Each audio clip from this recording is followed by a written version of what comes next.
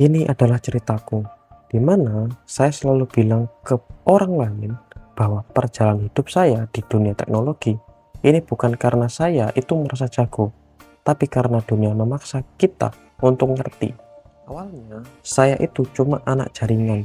Saya beli mikrotik itu dari uang saya sendiri.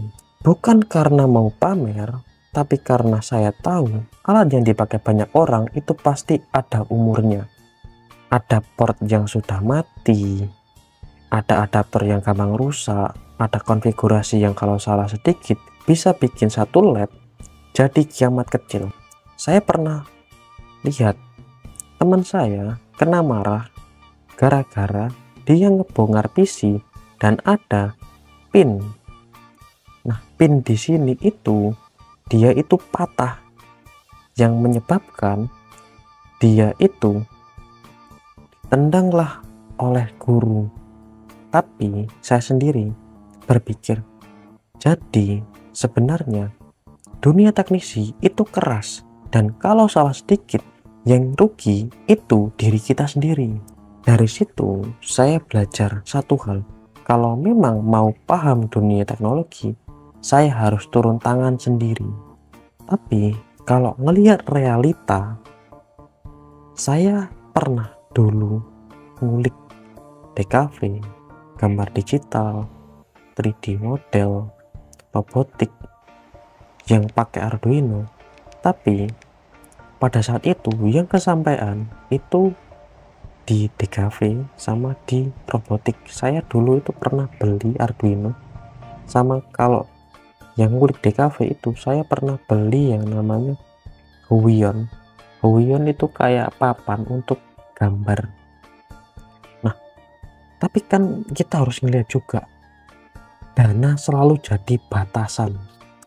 Kalau mau minjem alat itu nggak mungkin ya. Dan kita juga harus ingat, sekolah itu mahal. Kalau alat rusak sedikit, kita yang disalahkan. Dan dari situ tumbuhlah kebiasaan, kalau mau belajar kita harus modal sendiri.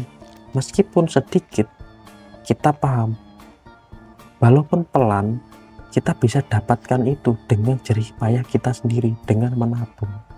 Lama-lama saya sadar, dari semua yang pernah saya coba, ada satu hal yang nggak butuh modal gede. Nggak peduli kamu pakai laptop murah atau cuma menuntut ketekunan, yaitu pemrograman.